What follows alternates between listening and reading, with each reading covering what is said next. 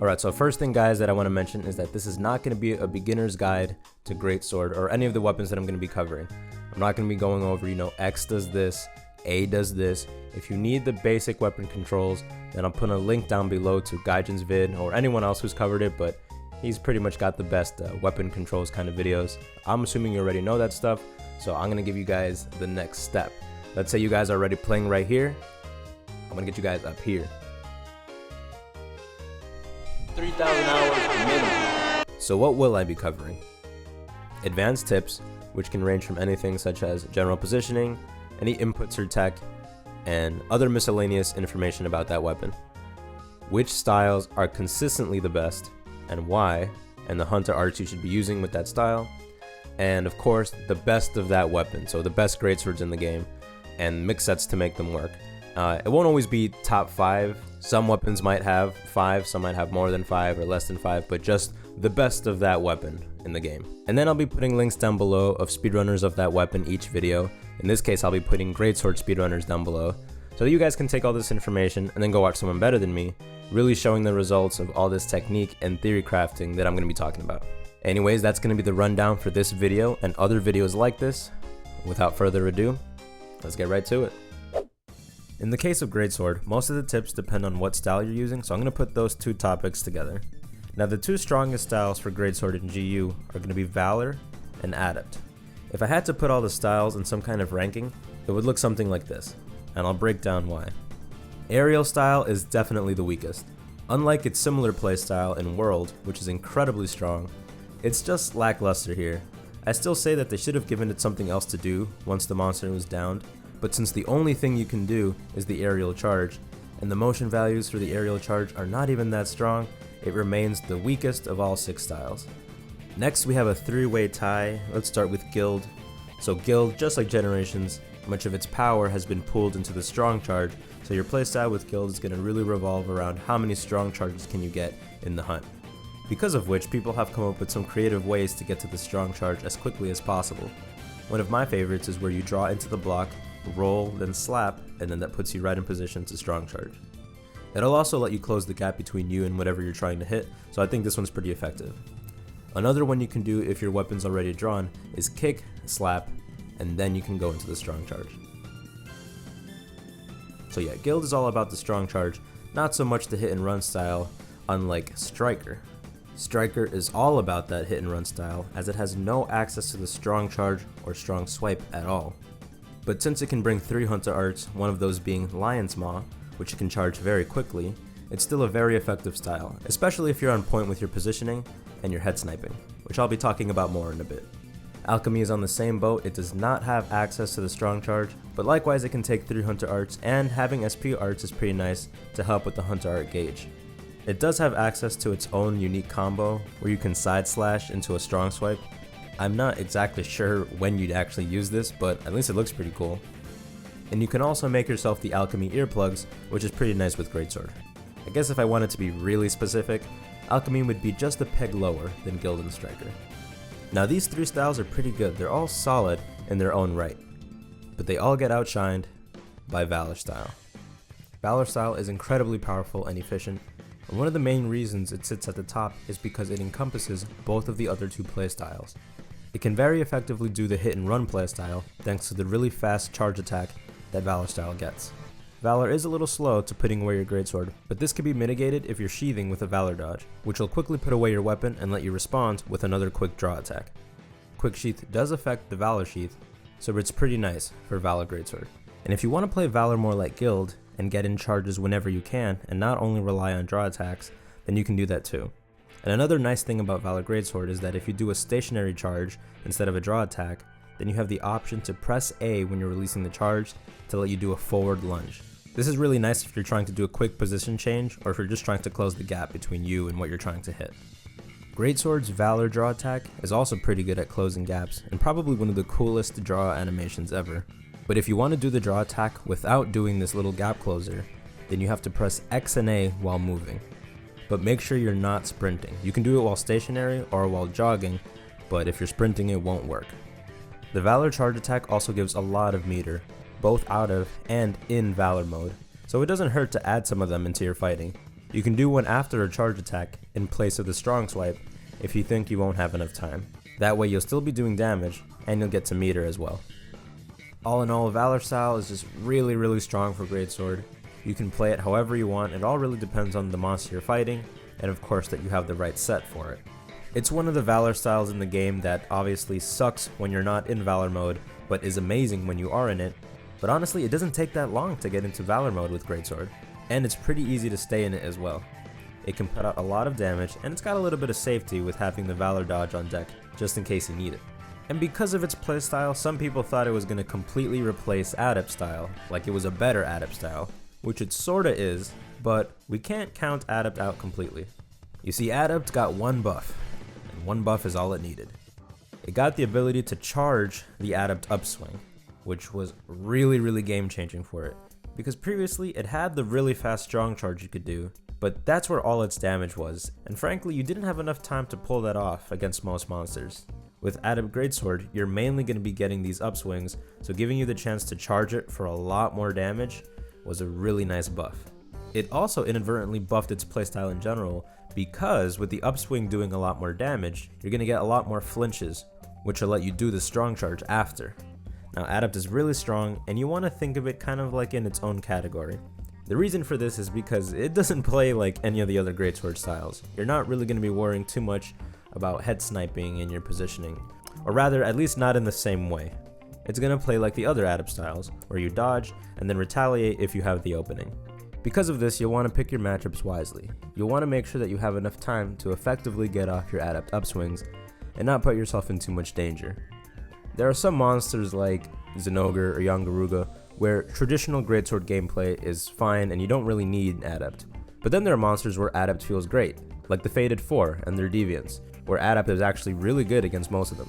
So at that point it'll become your preference between Valor and Adept. And in the hunts where both of these styles work, they tend to get similar times, with Valor maybe pulling ahead just a bit. Now as far as tips go for Adept, it's all about your movement. If you're whiffing a lot of these upswings, then you're going to be doing no damage. So you want to make sure you're positioning yourself and aiming properly. There are a couple of ways to go about it. If the monster is attacking you with the part that you want to hit, then you want to dodge either away or to the sides, that way you can just run back and hit him with the upswing. If there's a move that'll make the monster move significantly past you, then you can dodge forward and then turn around and hit them with the upswing on the way back. Speaking of spacing, there's something really important that you can do with Adept. You don't have to immediately start charging your upswing on the way back. All Adept styles have that default run that they make you do after the dodge, and then Adept Greatsword has the charge run. So you can actually put these two together to go even further than you want. You can start charging immediately if what you want to hit is close by, but if you need to catch up to the monster, then you can let your full Adept run go and then start charging your sword to get even more distance. Remember that if you get a flinch, go ahead and go for the strong charge, and if you have time, the strong swipe. But if you don't have time for either of these, remember that you can always dodge after everything, so if you need to leave one of them out or only do the upswing, then only do that. You want to make sure you're keeping yourself safe. In summary for the styles, Aerial still remains the weakest, Guild, Striker, and Alchemy are solid in their own right, but they just get outclassed by the other two. Valor and Adept are the strongest styles, and one of the main things that also helps them is that a lot of the Valor and Adept styles of this game are limited by the fact that they can only take one Hunter art. And although Greatsword has great Hunter arts, you really don't need them, so the fact that Adept and Valor can only take Readiness is not that bad, which allows them to still do an incredible amount of damage while staying safer than all of the other styles. And the last thing I'll be discussing before I get into the best Greatswords and the sets are positioning and head sniping. Now if you're not sure what head sniping is, really briefly, it's when you position yourself behind or beside a monster and anticipate them turning around or doing any other predictable movement and use that to your advantage to land attacks that are otherwise hard to land because they're too slow or just have a lot of end lag or startup or something like that. Head sniping is a huge component to effective greatsword gameplay and has been for a long time. If you want to be efficiently and quickly taking out a lot of these monsters, then you're really going to have to practice these matchups and learn when some monsters turn around or when they leave themselves wide open for you to get a level 3 charge. Putting in the effort to practice head sniping against some monsters and learning their predictive patterns is hugely rewarding for greatsword and definitely worth the payoff of putting in the time to practice. One thing you can do to get better at head sniping and just practice these openings is just watching how a monster turns around or how long it takes them to turn around or other predictive things they do, such as maybe backing up or sidestepping, that will let you position yourself to take advantage of it. And of course, to be good at head sniping, you have to be mindful of your positioning, as in your spacing and the direction you're facing. Now the nice thing about greatsword is that our hardest hitting moves are great attacks. They have a lot of range, a lot of reach, and it plays into our positioning a lot. For example, if you face directly forward, you'll have more forward reach with your head sniping. But if you don't position properly, then you have no hitboxes to the side, and it's very easy to whiff. However, you can also head snipe by positioning sideways, and that way you have the big arc of the swing to help you with your head snipe. But then of course, by having a larger side hitbox, then you don't have a lot of forward reach. So again, your spacing is key. And this all depends on the monster you're fighting and, the size of their head and how they turn around. And there's obviously a lot of trial and error involved, but again, practicing a lot against one monster will make you quite effective against head sniping. And the nice thing about it is that a lot of monsters have similar patterns. For example, a lot of the flying wyverns turn around the exact same way, so if you're good at head sniping, Rathian, then you're probably going to be good at head sniping Astalos as well. The last technical thing is a Hunter Art input delay that actually affects all weapons, but it can be especially dangerous on greatsword. If you're using the single button commands for your Hunter Arts, then this doesn't really affect you as much. But if you're using the 2-button Hunter Art commands, the ones that use ZL, then you want to make sure you're not buffering your Hunter Arts like absolute readiness or evasion while you're in the middle of an animation. What I mean is, don't hold ZL and then be mashing X or A or B to try and use absolute readiness, because it just won't go through. Or, if your character is finishing an animation, then the only thing that will go through is the X button or the A button, and it won't read the ZL. To be safe, what you can do is wait until your animation is completely done and then press both of the buttons at the same time. That way you can avoid just standing there and getting hit. It can be really frustrating when this happens, so hopefully this helps you deal with it a little better. But alright guys, as far as the tips and the technical stuff goes, that's it. Again, I'll be putting some examples in the description of really good greatsword speedrunners, really showing a lot of how this stuff can be put into practice. And I hope these tips not only help you get better, but also help you have more fun with the weapon. Because that's what it's all about, man. Now, let's talk about the best greatswords in the game, and the sets to make them work. The first one should come as no surprise, and that's going to be the maxed out Mantis greatsword. The Neb. Now there's a reason you guys see this greatsword all the time. It's probably one of the most ideal greatswords just ever. Why? It's super versatile. It's got natural purple sharpness, which is great because you don't have to invest any points in handicraft. It's got 330 raw, which is really solid for a natural purple sharpness weapon. And it's got 3 slots, so you can make it work with a lot of different sets. Speaking of sets, there are so many that you can make with this greatsword because of how versatile it is. I'm going to talk about a few, but first I'm going to talk about 2 that are really common. The first being the black set, which most of you might have already. Every now and then you'll have a full set in a Monster Hunter game that you don't even have to mix at all. That'll be great, and this is one of them. This set is perfect for greatsword. It gives critical draw and sheath control, which is punish draw and quick sheath in one skill. So already you can tell that this set is really good for the hit and run style play. It gives focus, which is always good, and if you have 3 slots in your talisman, you can gem on crit boost, which means that all of your draw attacks are going to be powered up by crit draw and crit boost. And the blight proof is just a nice added bonus. On the black set, you're looking at an EFR of 642.18 on your crit draw attacks. Now, since you can use any talisman with 3 slots to make this set, it doesn't really matter what skill is on your talisman. So what a lot of people want for their ideal set is to get a Sheath Sharpen plus 10 3 slot. Sheath Sharpen, a skill that if the monster is enraged, your weapon can sharpen every time you sheath it, will allow you to take absolute evasion instead of readiness, which is good for 2 reasons. One, Evasion is obviously going to charge up faster, so you can use it more for repositioning. But 2, using Evasion will already put your weapon away, which will let you get into another crit draw a lot faster, instead of Readiness, which will keep your weapon out, and then you gotta put it away, and so on. Because of how ideal this set is for the hit and run playstyle, it's going to work really well with Striker and Valor. And if you've never gotten a KO with a greatsword, then get ready to have a lot of fun. Let's move on to the next one. If the first set was more about draw attacks and the hit and run playstyle, then this set would be the other side of that coin. If it's a monster where you don't really want to rely on the hit and run playstyle and draw attacks, then this set is another really solid set. It's going to have Challenger +2, Critical Eye +2, Weakness Exploit, Crit Boost, and Focus. Since we don't have crit draw here, we need to build up our affinity in another way, that way our attacks can actually crit. The nice thing about this set though is the addition of Challenger, which besides the affinity is also going to give us attack up large, which is always good on Greatsword.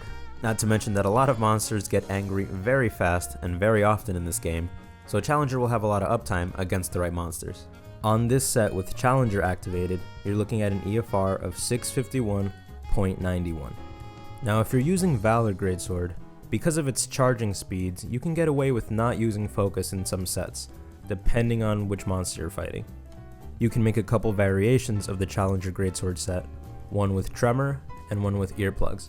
Now if you're thinking why you would need these two skills if you're using Valor, and you can just use the Valor dodge to dodge either a Roar or Tremor, then you'd be right, but if you don't want to play reactively and you want to play more proactively and take advantage of these Roars or the Tremor causing attacks, then having these skills can give you some openings that you otherwise wouldn't have had. Now it's going to feel like there's a Mantis set for every single monster, but it's not the only greatsword in the game. In my Raw vs Sharpness video, I talk about how there are some white sharpness weapons that can actually surpass purple sharpness with the right setup, and greatsword is definitely a weapon that can take advantage of this.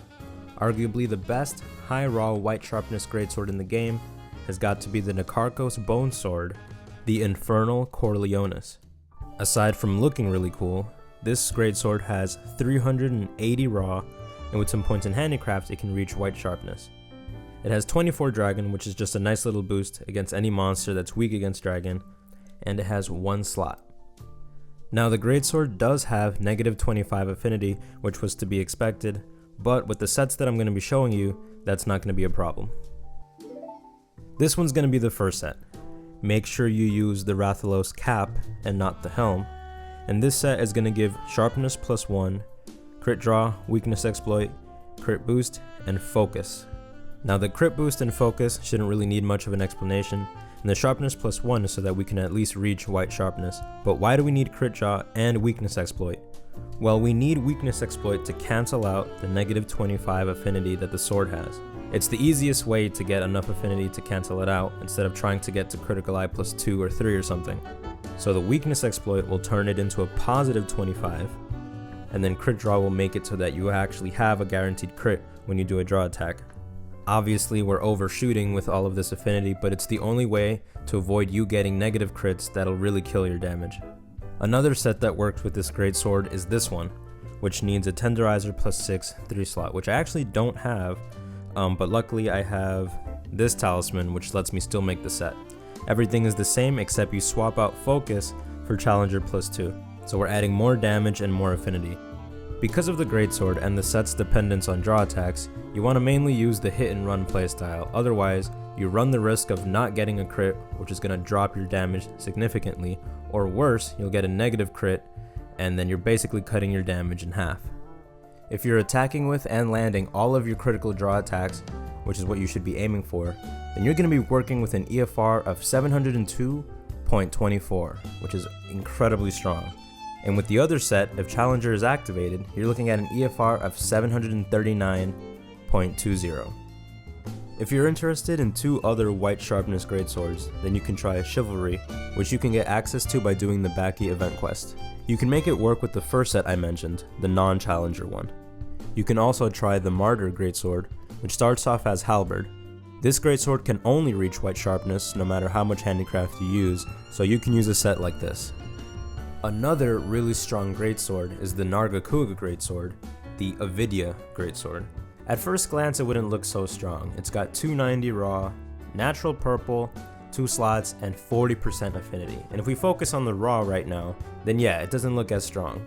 But let's think about a couple of things. Usually when we have a greatsword, we either have to increase the sharpness, or we have to increase its affinity because it has none. This greatsword has natural purple, so we don't have to waste any points on handicraft. It's got 40% affinity, which means with weakness exploit, that's already 90% crit. Which means that with this greatsword, you mainly just have to focus on raising that attack. And we recently just discussed a skill that increases your raw attack by a lot. That's right, this greatsword can actually match the damage of many others by using Dragonheart. We're going to mainly look at 2 sets, one with focus and one without, and each will depend on which monster you're fighting. And as I mentioned in my Dragonheart video, Valor style is pretty nice with Dragonheart because it's really easy to drop down to 60% just by Valor dodging a couple of attacks, and then it's easy to stay at that health because of the safety of Valor style in general.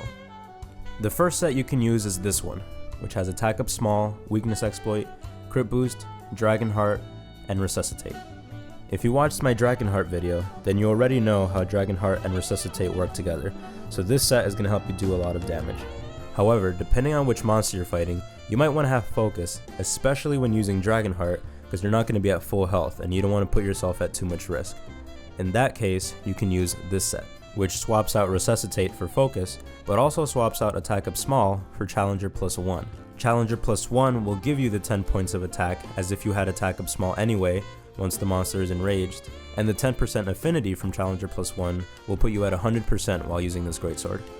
The set with resuscitate has an EFR of 665.42, and the set with focus has an EFR of 642.18. And the last thing I wanted to talk about, guys, are some honorable mentions and greatswords that need some really specific sets to work. I know I sound like a broken record when I say this all the time, but the better charms you have, the better sets you can make. And you can improve on a lot of the sets I mentioned, or make more if you have the right charm for it. For example, the maxed out Tigrex greatsword and the maxed out Bone Sword have the potential to match or even surpass a lot of the sets I mentioned, but they need specific and kind of rare talismans to really get the most out of them. But who knows, maybe you guys have better talismans than me, so maybe these 2 greatswords might be worth making. Another nice greatsword is the Garuga Centaurio Crow. This greatsword is nice specifically for Adept, because Adept doesn't really make use of crit draw since you're rarely putting your weapon away. So this greatsword, along with this set here, allows you to reach 100% crit against monsters without needing crit draw or relying on the affinity from Challenger. So this sword is nice for Adept in a hunt that's going to be kind of long against a monster that maybe doesn't have the best uptime on their enrage. On that note, there are some greatswords that in specific matchups against certain monsters might be more optimal than your standard sets, but this video has already gotten way too long, so maybe I'll save that for another video. Alright everyone, that is it. We made it to the end of the video. That was a lot of information. I haven't made a detailed video like this in a while, so I hope it helped. If it did, please let me know in the comments, and share it with your friends or anyone who might be interested in learning greatsword. Until next time, I'll see you guys in the next video. Happy hunting. Peace. いつも支えてくれる人たちに日頃の思いを込めたラプソディアプリシエーションな気持ちを届けいつもありがとう本当はあり